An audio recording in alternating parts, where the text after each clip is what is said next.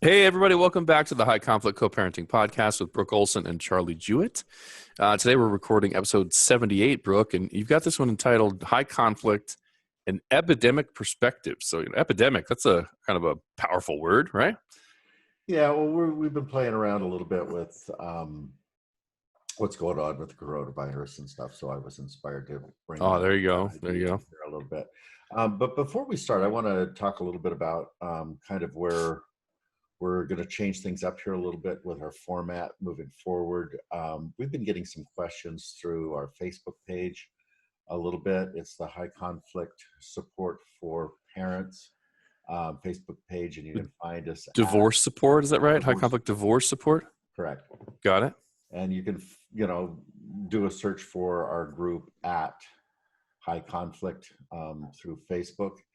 What I want to start to do is pluck a few of these questions out as we go through episodes and answer them as we go, get a little more engagement with everybody.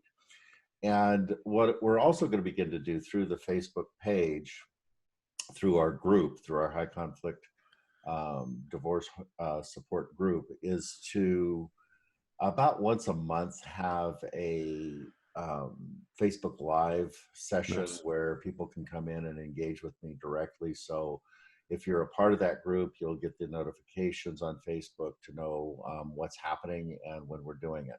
Nice. So I want to start with that, and I want to kick off today with a question from Gina through the Facebook group. She had come in after our interview with Amy Baker, and this was her question. She said, "Hi, I'm new here. I'm excited to check out this episode. My ears perked up when I hear the words parental alienation. I know that PA is gospel speak in the courts, but to me, there is no such thing. I've been getting into some advocacy while working through my own high conflict divorce. For me, the protective, healthy parent, I have to protect my children while still speaking positively about my ex. When my ex engages in, I guess, what is considered alienation, I see it as post separation abuse, using the kids as weapons, domestic violence by proxy. I'm trying hard to understand how Richard Gardner even got off the ground with the term. Why are professionals still using it?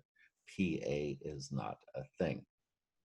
So my response to Gina is that the matter of perspective, this is a matter of perspective on some level. In brief, some of this is looking from where you stand. As a targeted parent, everything is alienation and not their fault. From the favored parent, this is a real thing, and I don't think you are safe, and is no alienation. The bigger perspective is both exist, and there are varied degrees. The perspective of where you are dictates how you see something. Alienation is simply someone's way of trying to understand their circumstance. People have been dancing around the naming of this for decades now, and Right. how we name it is less important than how we solve the problem that exists on both sides of the spectrum. And I want to thank you, Gina, for your question, and I hope that that helps explain it a little bit more to people that are dealing with this. So her concern was really that the term didn't seem to match very well. She wasn't saying it's not happening, right? I think she was even mentioning she sees it in her own situation, right? Yeah, and a lot of people get into semantics. I mean, parental alienation has been something that's been popped around, and it was, I think, Gardner's attempt to explain a situation, and he called it a syndrome. And professionals looked at it over the decades, in the last 2 or 3 decades, and said, no, that's not what it is. So people are still struggling to identify it. And we could call it Yeah. child abuse. We could call it domestic abuse via proxy. We can, give it different names, but what is taking place is a perspective. And some people that are on the receiving end of this see it one way. And then, when we're dealing with personality disorders and, control issues and trying to establish relationships with our kids, people perceive one person as being not a good parent or a danger to the kids, and that parent looks at it and says, that's not what's going on here. I'm good. I'm working at it. So we have to be careful. We have to be careful how we name things, but we also have to look at it from a perspective standpoint and work towards solving the problem. Yeah, and it's probably true. I mean, whenever you have an idea as a thought leader, you don't know which ones are going to go big and which ones aren't. So it's kind of hard to get the naming right the first time, right? Because by the time it's popular, like, whoops. I mean, my two other industries, retirement planning, there's something called tax torpedo. The fact that your Social Security can be taxed. Nobody knows what that means. It's a terrible name, right? Hey, you have a problem with the tax torpedo? I didn't know there was a torpedo, right? And then, I did some speaking in the stem cell business. And I mean, the guy that named mesenchymal stem cells doesn't like the name. Mm-hmm. He wishes he called them, messaging stems or something other than that. Because again, what does that even mean? So I think parental alienation probably falls in that same. It would be nice to have a phrase that everybody heard it and they go, "I understand what's going on," just from the name. Right. Bad mouthing child abuse or something. But we're stuck with it. It is what it is, right? Right. And I just, I think it's important for people to, raise the flag and have the conversation and look at it from a healthy perspective in terms of where you're at. Um, there are people out there that are danger to their kids, and we want to protect them. And there are people out there that think that the other parent is a danger to their kids because of their own history and their own perspective and things. And that person isn't, and they do strive to alienate and create that boogeyman effect, if you will. And then there are people that are out there that are simply into the I'm going to abuse you through the kids thing. I'm going to take the kids away and I'm going to work that program as well. So again, I encourage everybody to, kind of settle in when you're in this arena and rather than drop into the drama triangle around it, drop into that place where you're perceiving yourself or your children as being victims and really dig down into what's going on so we can solve the problem, because that's how problems get solved, is not from freaking out, but from, through understanding and working it, which is something that I try to do with my clients a lot. I'll have clients come in that say, I don't want, I want to minimize the other parent's time. And sometimes it's really super legitimate, and I'll support them um, in that arena. But we have a lot of conversation and digging down before we start to lay out, what we want to do. And oftentimes I'm able to really get a more enlightened look at what is going on and help that person create boundaries and standards and solutions rather than having it become um, the nuclear option of Mm, just eliminating the person from the lives if that's what they're trying to do. right, right. So back to the episode. Yeah. We're going to talk about this epidemic, playing a little bit with what's going on with the coronavirus. I mean, they're canceling giant music festivals. And I've heard that towns like Austin, some of the companies there make almost their entire year's profits on one music festival, and it was just canceled. So they're taking this pretty seriously.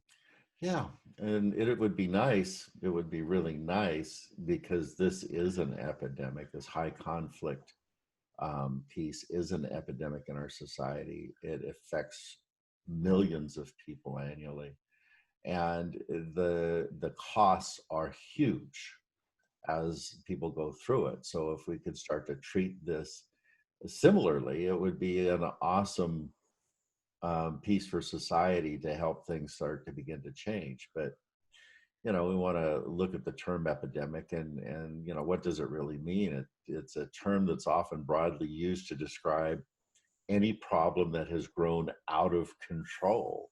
An Hmm. epidemic is defined as an outbreak of a disease that occurs over a wide geographic area and affects an exceptionally high portion of the population. Boy, does this not meet that criteria? Right, right. It's Huh. huge. Yeah. And an epidemic is an event in which a disease is actively spreading. This just keeps going on. It spreads and it spreads and it spreads, and it's not getting to be something that is diminished by any stretch of the imagination, because we don't have the tools to inoculate the population from this. We haven't reached a level of consciousness that we can begin to look at what's going on and treat it. And there's not enough people out there that really understand that this is something that, if we can educate our parents that are in this, if we can truly educate them to take responsibility and explore what's happening, that we can begin to inoculate people from this so they don't spread it further. Right, right. Interesting. Inoculation is kind of an interesting word because I'm like, what is the vaccine for high conflict, right? And then we've done so many shows together and had so many conversations. Like, well, it's probably disengage, disengage, disengage. And then I have this picture pop into my head. This is terrible to think about, but like, if you injected a dead body with a disease, there's no response.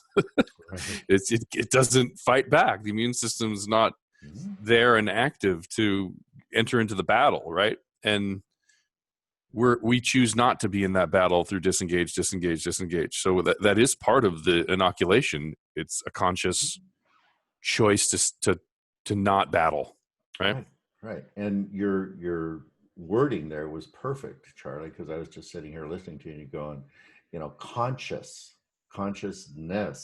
is the piece that makes a shift here. It's that ability to step out of oneself and look at what's going on and self-assess and self-modulate that helps us um, not step into that engagement. Yep. Yeah. It seems like there's a sort of a common theme between when people lose their mind with anger or lose their mind because of something they're afraid of. When I say lose their mind, I mean act in ways that don't end up being helpful. There's a loss of reason, right? Mhm. I read recently that rage is the opposite of reason. Same thing with fear. People just stop being reasonable when they're kind of in a panic, right? Right. And we kind of need to calm everything down and stay reasonable to navigate through this. Mhm. Yeah, absolutely. Yeah. And again, this idea um, around conflict, it's everywhere we look. I mean, this isn't just in this place that we're dancing with the other parent and our kids, and we're in court, and we're in this high conflict.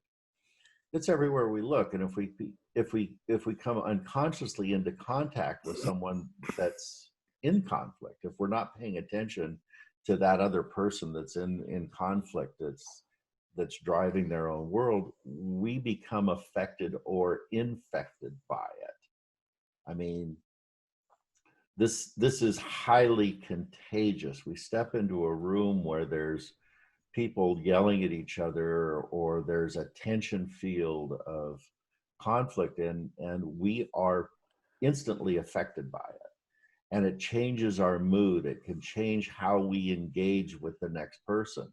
And if we aren't conscious of shaking that off or stepping out of it and re-regulating our own nervous system, we carry that onto the next person and onto the next person and onto the next person. One of my least favorite emotional states is showing up at court and not being early, like watching 20 other families go before me. Mhm. I just like, how do these people work in this environment? The bailiff and the judge and whatever stenographers. It feels, and this could be just my thinking. In the beginning, it was much worse, right? But man, just feels negative in there, and watching all those things, all the people, what they say to each other. I've seen people burst into tears. I've seen people get all into fights, and the police are getting involved and escorting them out. I'm like, ugh, this environment is rotten. But it's like a contagious. If I had a weak, to use the analogy, if I had a weak immune system, I mean, I was prone to borderline or narcissism or whatever, and I was there watching that, it may feed me, and I become that. Right, right. And I have such compassion for the people that work in that environment, because they are totally being bombarded from all of these different arenas. I mean, the judges that are involved, that are having to deal with all of these people, have got to go home and just have a hard time shedding that off and not have it reflect in their own world. This is my world. This is what I do every single day. Yeah. And to be able to be conscious of how I am affected by it, um, is imperative for me to be able to be in relationship with other people. to go home to my girlfriend and not um, have this pour out, to be able to have the resources that I keep in my life so I can stay steady. Yeah. Yep. And, when we are affected, because we are affected by it, we need to be aware of the symptoms that come with being affected or infected by, the conflict. How does this make me feel? How it sounds, how it behaves, how it spreads, and what the outcomes are. Yep. And each one of these pieces requires us to pay attention, to stop, to listen, to look, to smell, to feel what is uncomfortable, and to plan. There's a plan, there's an action plan when we get the flu, there's an action plan when we get sick. And there is a goal at the end of that. And if we don't engage in the process of containment, and if we are affected, to be able to go through that action plan, then the outcomes become out of our control. We get further down the rabbit hole. We get the symptoms become worse. The disease begins to spread throughout the body and throughout our community and throughout our family and all of these places. And if we do contain it, the outcomes are very different. We're able to, self-soothe. We're able to self-reflect. We're able to help our family members down regulate. We're going to be able to, bring our children in and help their anxieties settle down. So again, this conscious piece that you brought up, Charlie, is critical to creating different outcomes in this arena. Yeah.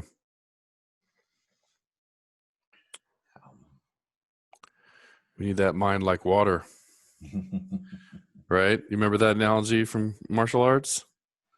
I hear it most often from David Allen, who teaches productivity through his book, Getting Things Done. But he talks about mind like water, which is a lake never under responds or over responds to a stone that's thrown into it. Mm-hmm. It ripples and then returns back to normal. Right. And I guess martial artists have used that. And if you watch black belts, they're not really scared when somebody throws a punch. They do very little action, only what's needed. They might just move an inch out of the way. Right. Or in Aikido, like we've talked about, they'll then take your forward motion and use it against you using very little of their own effort. But that we probably just overreact and go into panic in the way that we act when we're not conscious or not rational. Well, we're seeing some of that happen right now as, this whole coronavirus thing is coming up. The reactions are either underreactive or overreactive. Mm-hmm. And people are starting to lose, or many people are starting to lose their sense of normalcy in this.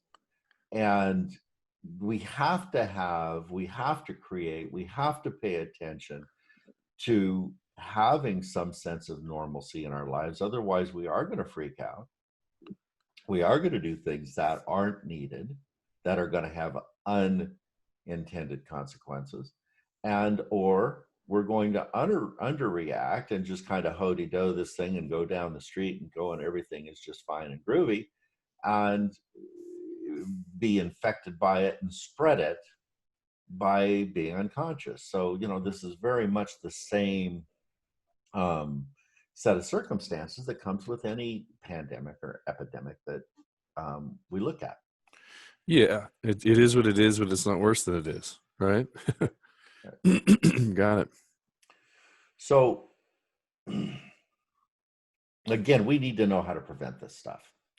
And, that's the action plan that's ahead of the game. That, what are the things that we're going to do when this comes into our world? Well, you said it early in the podcast. It's the 3 rules: disengage, disengage, disengage. That's prevention. Boundaries, having good sets of boundaries and establishing those and having those out there in a way that um, we are insulated from it through those boundaries to a great degree. Yeah.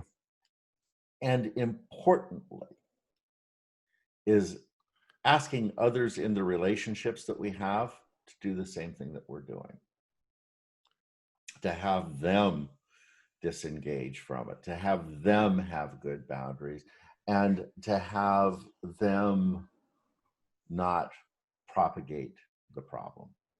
And I'm sure you're not talking about our somehow successfully telling our angry ex what to do and having them listen. Who are these others in the relationships you're thinking of? These are the people in our families. These are the people that are our friends. These are the people that want to help, that oftentimes don't know how. Mm-hmm. You know? So the conflict, what we're talking about is how really the conflict spreads if we're not being conscious of this stuff. And it spreads within groups, right? There's this community piece that begins to spread this within the community. And the groups that are around us are, we tend to attract similar people into our lives. And sometimes that means we tend to attract people with the same kind of conflicts that are going on in our world. And the group consciousness that comes out of this can begin to propagate the conflict. It can begin to be that piece that spreads that out. There's this arena of, we're talking about it and everybody's getting uptight, and this becomes bigger than what it is, kind of a thing that we were just talking about. And you mentioned Facebook earlier, and your Facebook group and all the healthy things that people can do there. But I think you've also said you've seen Facebook act like one of these groups and people just going off and just, Right, right, right. right. And this is an important piece that, when we're within these groups, that we have somebody like you or I that are moderating it, that are tapping on the brakes, that are slowing some of the conversations down. And what we don't want to do is spread misinformation, because it's so easy to do. And that if we aren't careful, um, the transmission of this disease, this transmission of the conflict, spreads within the group, because somebody is having a meltdown and they're bringing in another virus or another component that causes more um, problems. Right. Yeah. And this is the same thing, we're talking about within our groups, within our families. The information that we share with each other, we really want to vet. We really want to know that what we're talking about is in alignment with what we're trying to prevent. And we have to be careful about the advice that we elicit, when we go to some of these different groups and we start to hear other people's problems and how they've been working with it. We have to be really discerning and paying attention of how we take in other people's advice, and we want to vet it, and we want to check it, and we want to make sure that before we move into the next impulse, because everybody's got an opinion, that we're moving accordingly. We're moving within our integrity and in a direction that is appropriate for ourselves and for the other people around. Mm-hmm. Because this information that we're doing, these groups that we're in, these the families that we're creating in these arenas, sometimes have unhealthy people come in as well, and they can begin to create drama within the group and within the family. And Yeah. we want to really be aware of that and be able to step on that, because this is another place where the conflict can become infected and start to grow and expand. So we want to be really careful about that drama creation that can happen within the family and within the groups that we're attending. and how we fall. And this is a really super big indicator for me, is when people fall into a victim mentality. We don't solve anything from being in a victim mentality. We solve things from being conscious and aware and appropriately engaged in the process of solving problems. If we are a victim, we're not solving problems. If we are conscious and step back and we're in a disengaged place, then we can start to solve. We can start to think clearly. That victim mentality is that place where our reptilian brain goes into fight, flight, or freeze. It's always there. If we're in a victim mentality, that's where we're at. And that takes us out of our cognitive process. It doesn't allow us to move into the problem solving piece that's so needed in every epidemic. Mm-hmm. So again, being really super aware of the team that we hire or create, and bringing all these pieces that we've been talking about here, Charlie, into play. Yeah. And then we've got to work to find the cure, right? Yeah. We've talked about how we inoculate ourselves, how we prevent it, but the cure is an individual cure in this. It's always that self-inoculation that we do, that place of being conscious and taking care. And sometimes when we're in this conflict, we're in it. We've got the disease. We've got to write it out. And in writing it out, we've got to be patient. We've got to be kind. We have to have self-care. We've got to take care of our body. We've got to take care of our mind. We've got to take care of our soul. And, be in a compassionate place with ourselves and with those people around us. Right. Part of that is isolating ourselves from other people that are infected, right? Choose who we hang out with. Nice. Social quarantine. Social quarantine. I love that. Coin that, will you? Sure. I think it's great. Proximity awareness,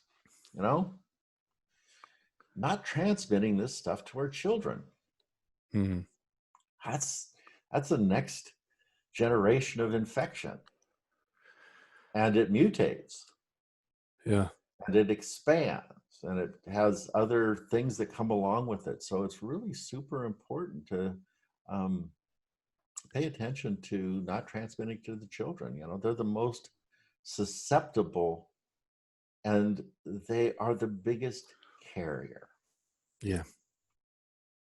So staying consciously engaged with the kids and to inoculate them through it, through our own consciousness and stuff. Yeah, that's a big spread of it. Maybe it doesn't happen as fast as you can spread it amongst your adult friends. It takes 10, 20 years before they turn around and spread it to someone else. But man, does it keep it going. Yep. So anything you want to add here, Charlie? No. It's good. It's very timely with the coronavirus and seeing kind of how it's spread so fast and sort of changed the world overnight. I wish parental alienation or high conflict divorces and the fact that it's not legal and it's probably more psychological and we've got to do some different things in the courts. I wish that would gain popularity as quickly as the coronavirus did. People would take it as seriously because it's probably done a lot more damage. But we stay tried and true and keep getting the information out there and help the people that find it, that find the information. No, I agree with you, Charlie. I wish people would really look at this from a different perspective and really fund this from a different way of teaching our families, our children, our mental health professionals, our judicial officers, to be able to really understand that this is a disease. It is an epidemic, and it does need more attention to educating the people of how to stay out of the loop. It'd be really interesting if there ever was a switch to the whole industry seeing the divorce as a conflict resolution, not as a legal dissolving or something. You know what I mean? Because it's no, we're legal, so we don't have to study that. We don't have to understand that. That's not part of this when it is part of every divorce and separation, but certainly 30% of them, as you've mentioned, where somebody's struggling in some way, it's necessary. Yeah. And to your point, there is a whole group that's trying to really do that from that perspective. And that is, the collaborative group effort of looking at this from a conflict resolution model and mediating and trying to find resolution. And it's really a great perspective, but what it is not taking into consideration, or it hasn't figured out how to work with yet, is the personality disorder stuff, Yeah. the pathologies, the psychological pathologies that are involved in specifically the high conflict stuff. Yep. And until that gets addressed, until there's a model that really looks at that, and I think we've got part of that model, at least in the parallel parenting Mm-hmm. arena, and then what we're bringing in with the disengagement and the consciousness stuff that we talk about on these podcasts and in our classes and stuff, that's the answer. That's the beginning of the solution to all of this. Oh, that's awesome. Well, thank you everybody for listening. We've been talking about the epidemic or high conflict and epidemic perspective, how this thing spreads. And also, as Brooke mentioned, get into the Facebook group and post your questions. We're going to start answering those questions.